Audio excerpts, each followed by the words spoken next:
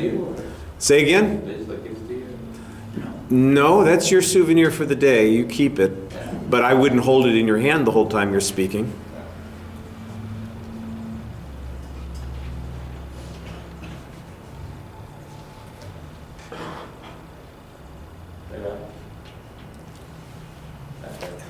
Hello? First of all, I want to know, how many of you are guilty of this? Like, you had a very tired day, very long, you already got a lot of work done, but you had something else that you needed to do that day, but decided to do it tomorrow. For anybody who's not raising their hands, I'm calling BS, because come on, you're all teens and you know you had that age, and you know you're like, I got tomorrow free, and so I wanted to, so I'm just going to put it off to that day. My quote is direct from that. It's by Charlie Chan. He says, waiting for tomorrow is a waste of today. And I very much agree with that. There are 3 points I want to focus on. One, why is it better to do something today than doing it tomorrow?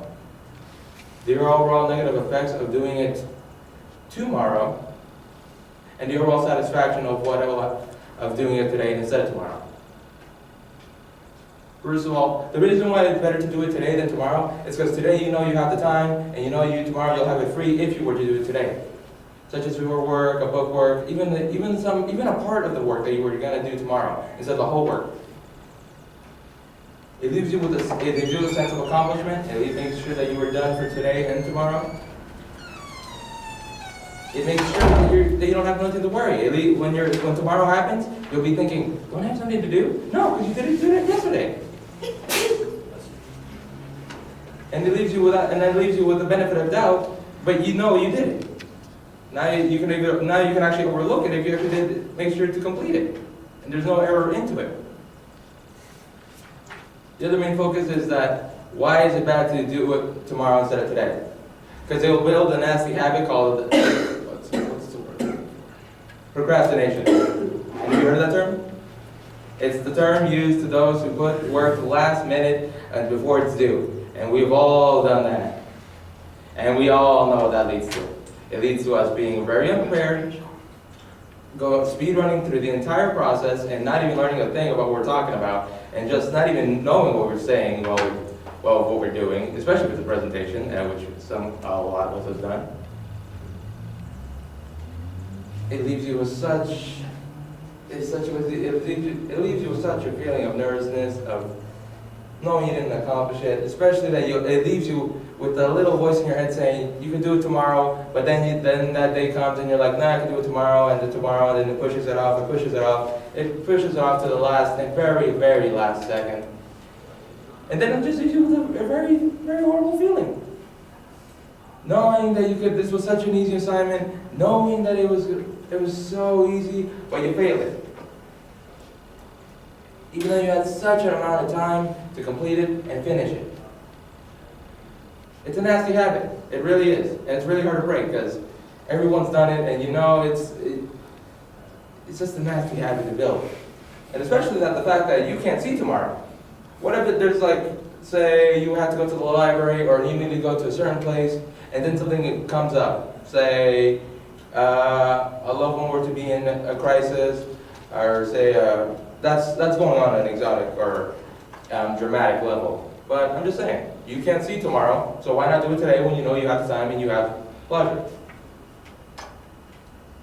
And 3, it leaves you with an overall great feeling knowing that you got your obligations done and your goals set for today, and it builds a good set of character, knowing that you today want to do something and you pushing through the limit of, man, I could do it tomorrow, but no, you stuck through and you finished the term today.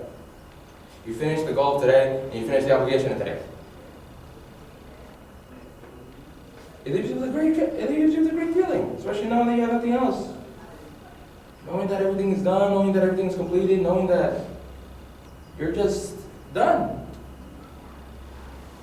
Knowing that you're that responsible person now, you're that responsible adult that can take care of themselves and not having to depend on uncertainty. Instead of knowing that you completed the task and the obligations that you had set today instead of tomorrow, because now you're being the responsible person that you want to be. So well, I do agree with this quote. Setting something for tomorrow is a waste of today. So, again, don't leave things last minute. You should do it today instead of tomorrow. There are benefits in doing today and instead of tomorrow. And overall, be that responsible person that you know you need to be to get the job done. Thank you.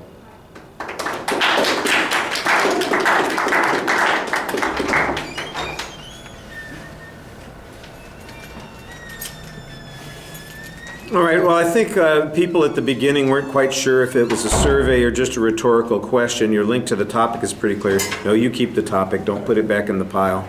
I thought you had a very solid preview of the structure of the speech. That was fine. You had a clear thesis statement, so you've got a good start to the presentation, at least when it comes to structural issues.